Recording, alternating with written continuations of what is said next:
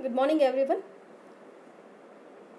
Myself, Dr. Snehalata Reddy, Assistant Professor of Physics, Pingley Government College for Women, Warangal, Telangana State. Yesterday, dear students, we discussed about the introduction to electrostatics. In that, we discussed about the electric charge, the basic properties of electric charge like charge quantization, charge conservation, and different types of charge densities like linear charge density, surface charge density, volume charge density, and we have also discussed about the methods of electrification like induction, friction, and conduction. So today I will deliver the lecture on Coulomb's law in electrostatics. Now, what is Coulomb's law? Let me first explain. For example, when two charges Q1, Q2 are separated by a distance, some distance, say R, then there may be a force of attraction or force of repulsion. Yesterday we discussed like charges repel each other and unlike charges attract each other. For example, a positive charge is kept near a negative charge. There occurs a force of attraction. A negative charge and a negative charge, or a positive charge and positive charge, when they are brought near, then there occurs a force of repulsion.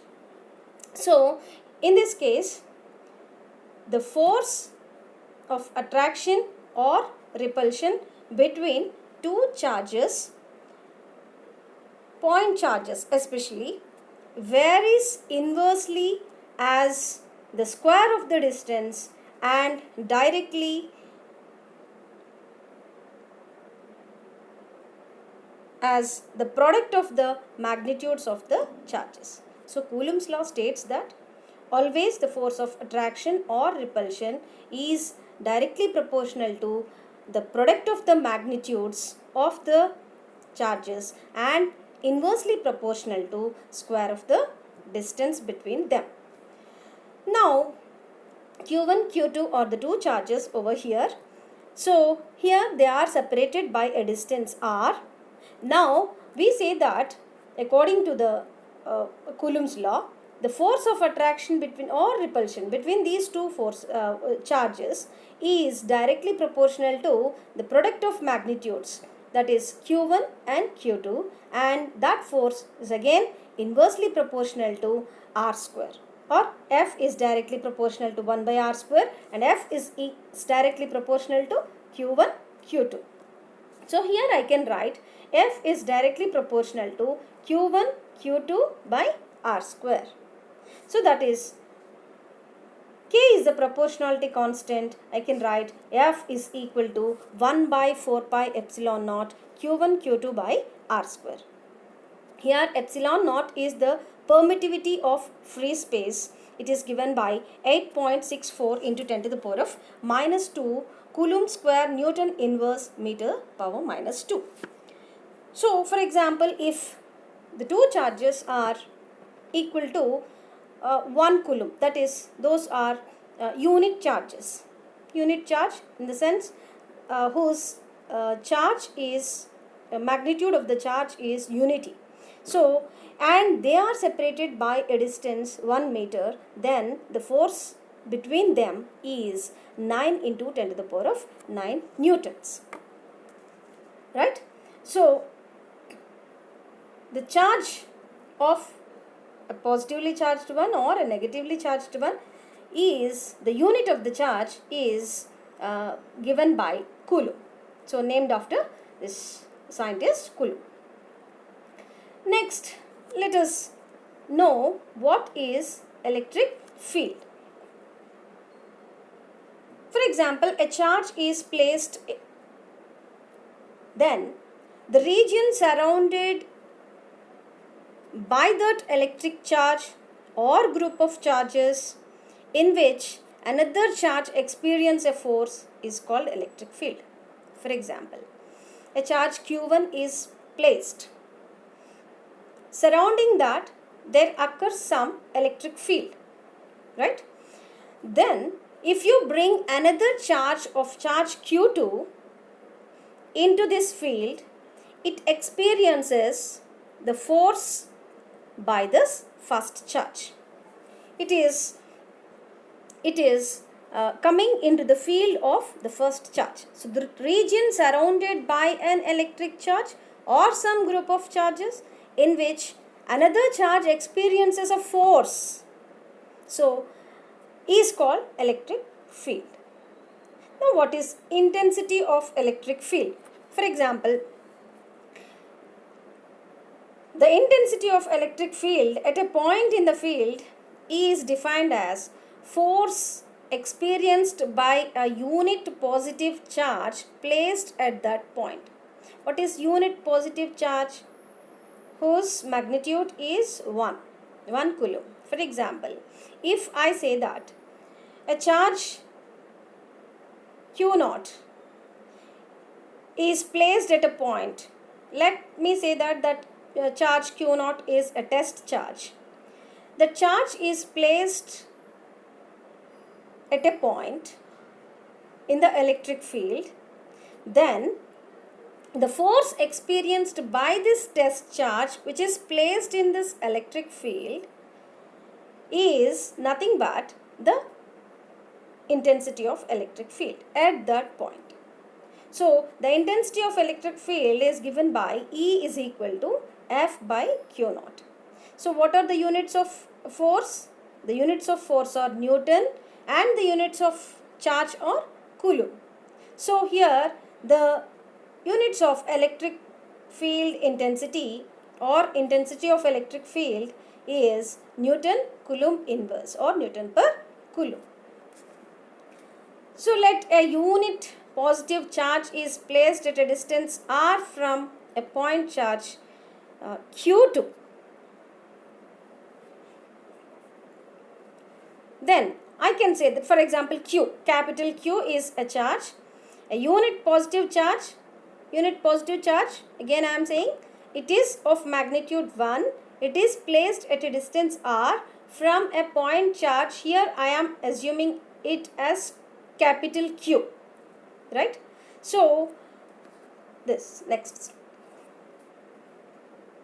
from Coulomb's law, I can say that the force on this unit positive charge is given by, we know that the force is 1 by 4 pi epsilon naught Q1 Q2 by R square according to Coulomb's law.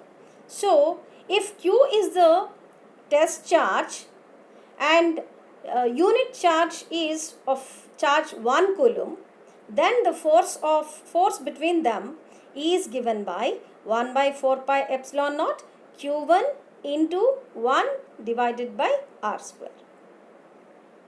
Here we also know that just now we have discussed what is electric field intensity. The electric field intensity is nothing but force F by Q, force per unit charge, right? So this force per unit charge is nothing but the electric field intensity. So F by 1 is equal to Q by 4 pi epsilon naught R square. I can write this as 1 by 4 pi epsilon naught Q by R square. Here capital Q is the test charge, again I am reminding, and 1 is the unit charge, right? So the F by the charge of unit magnitude is equal to, here I have rewritten as 1 by 4 pi epsilon naught capital Q by R square. So F by 1 is electric intensity. So I am writing it as electric field intensity. F by 1 is nothing but E. So E here is equal to, hereafter you have to remember that electric field intensity is 1 by 4 pi epsilon naught Q by R square. Whenever you are given a problem like to find a charge is given and the distance between the charges is given, and if you are asked to find the electric field intensity, you have to be able to do that, right? Next, electric field lines. What are electric field lines?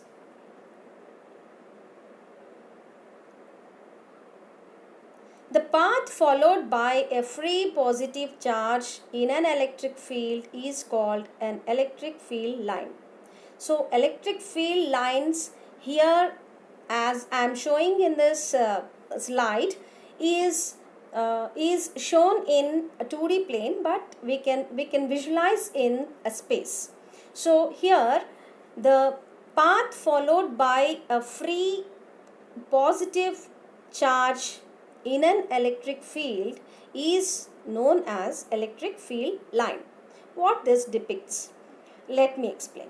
So here the following are the figures you are showing in the slide are two figures. One is a positive charge and another is a negative charge. See here the single positive charge, the lines of force are radially outwards. So they are going outwards to some infinite apart. So in case of a single negative charge, the electric lines of force are radially inwards, right? So here, see, the field lines of a single positive charge are radially outward, while for those of a single negative charge are radially inward. And this is one of the properties of the electric lines of force. And if you consider two charges of same polarity or two charges of different polarity, say two charges, one is positive charge and one is negative charge. So then in first picture I think it is positive charge and positive charge. Two positive charges. The electric lines of force are shown like this. The field lines around a system of two positive charges give this special type of picture where their mutual repulsion, while that of around the configuration of two equal and opposite charges, a dipole show the mutual attraction between the charges. In case of a positive and positive charges, there is a force of repulsion. Because of this force of repulsion, the lines of force are moving apart.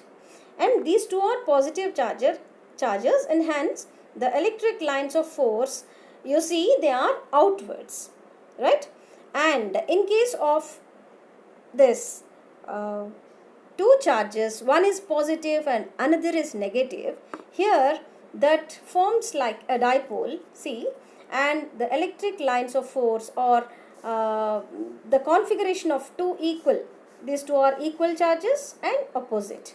They have a dipole that is shown in this figure, mutual attraction. Because of this mutual attraction, this figure, the electric lines of force are shown like this. Next, here you can see a point where the two positive and positive charges, there is a force of repulsion, and point N is shown over here, and this point N is neutral point. So this point is the point where there is no electric field, and whenever another charge is taken into that point, another charge is brought into that point or placed in that point, it doesn't have any other way to go, right? So that point is known as neutral point, where the electric field is absent over there. You have to remember this, right?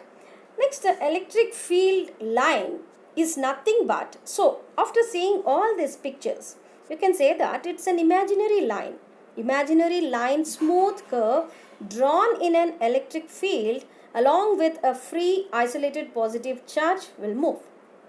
So electric field line is that imaginary line, imaginary smooth curve drawn in an electric field along which a free isolated positive charge moves. So whenever you speak about a positive charge, isolated positive charge, the path followed by that isolated positive charge is nothing but the electric field line, right? So you can visualize this in your I think you might have seen this when magnetic lines of force. If you keep a magnet on in iron filings, and and those iron filings are placed on paper, and whenever you move the magnet under that paper, you can visualize some imaginary lines in an orderly pattern. They will be accumulated in a organized manner.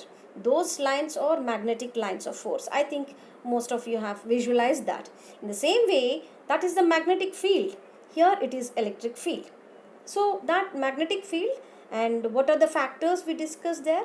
What are the thing that governs the electric magnetic lines of force, that we shall discuss in the next chapter, right? In magnetostatics. Now, one thing I forgot to explain you about, that epsilon naught is what is epsilon naught? It is the permittivity of free space, we said. So epsilon, what is epsilon actually?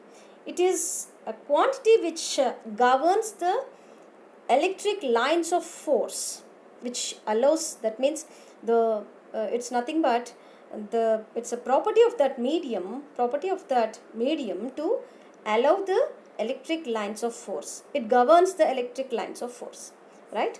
So that is electric permittivity of the free space. Now we shall discuss about the properties. So before going to the properties, so if you draw a line, so imagine this electric lines of force are all imaginary, right? And if you draw, when they appears to be some curves over at some points, so whenever you draw a tangent at any point on it, gives the different direction of the field at that point. For example, if you take this picture, so here if you see this curve, if you draw any tangent at any point,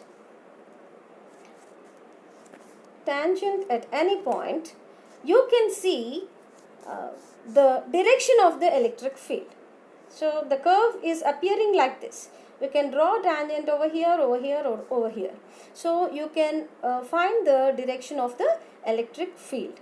So tangent drawn to the curve electric line of force shows the direction of the tangent, shows the direction of the electric field at that point. So wherever you draw at any point, at that point it shows the electric field direction.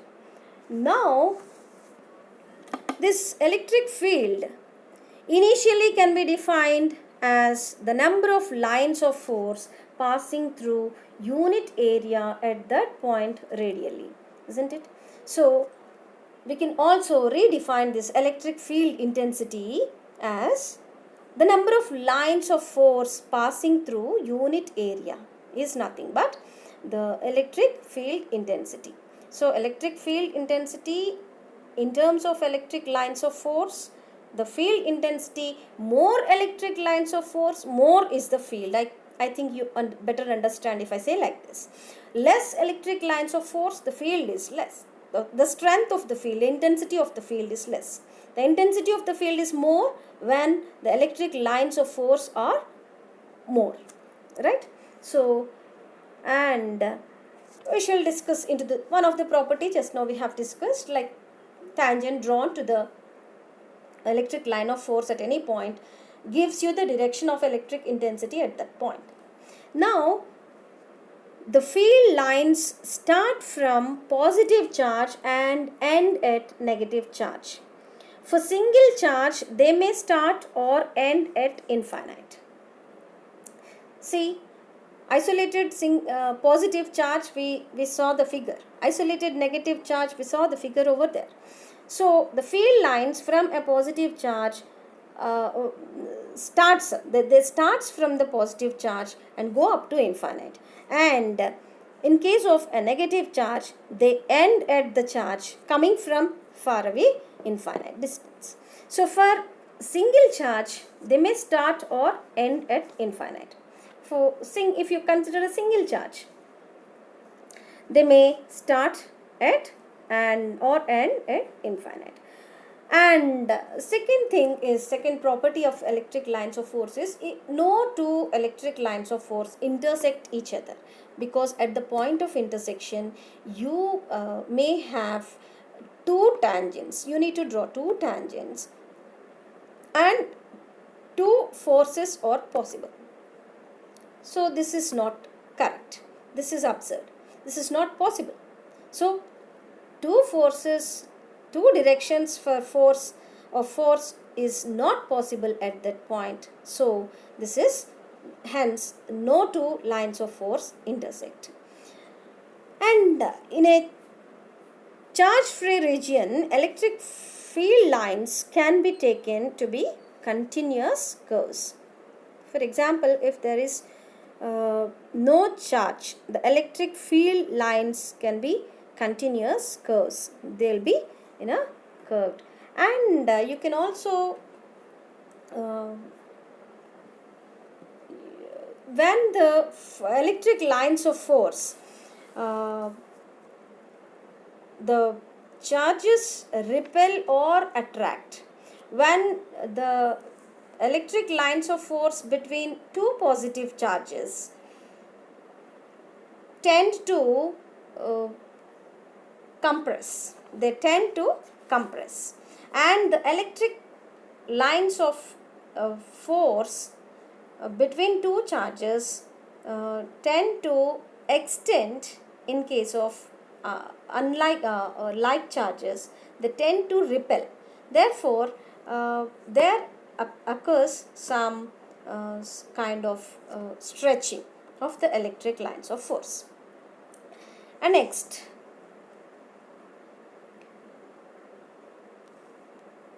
electric flux.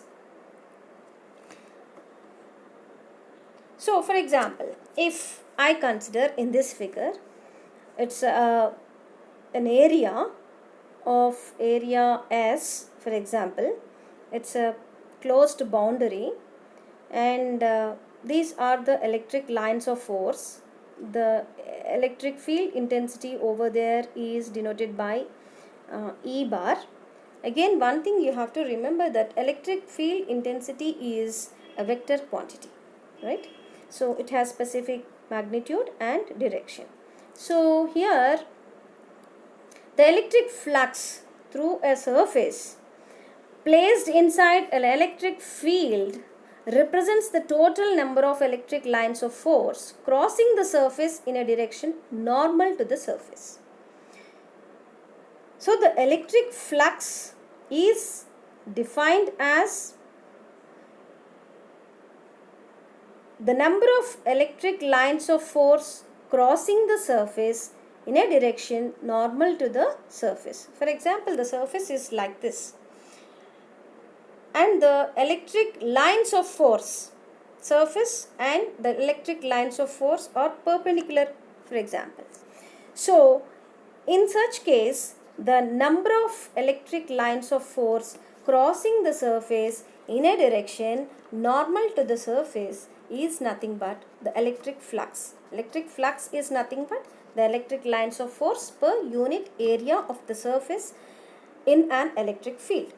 So here, for example, I am dividing this closed surface into number of squares. So here, if you consider this one square, its area is denoted by small elemental area ds, and E is the electric field intensity. Then here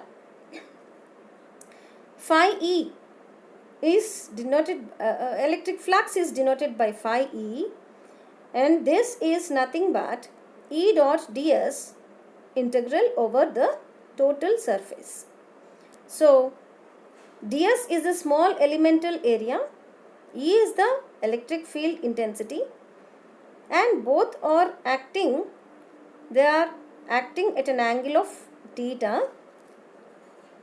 So here phi E is denoted by, if you integrate this into over the total surface, you will get the total number of electric lines of force per unit area. So integral over S E dot ds gives you, it's nothing but E into S. Here I can write E dot ds, it is a scalar product of E and ds. So E ds cos theta I can write, and this is E cos theta integral ds. So this is phi E is equal to E cos theta into S. So here theta, if I assume that it is equal to 90 degrees, sorry, if it is, or if it is 90, or if it is 0, cos 0 it is 1, so it is Es. If theta is 90, then the electric flux is 0. So hence the electric flux is defined as the scalar product of E and ds. So E ds cos theta, phi E is equal to E ds cos theta.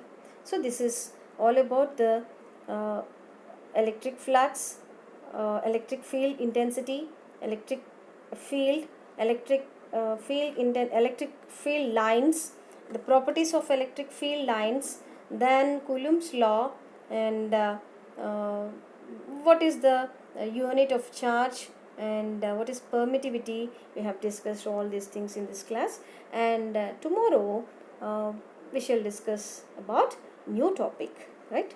Thank you.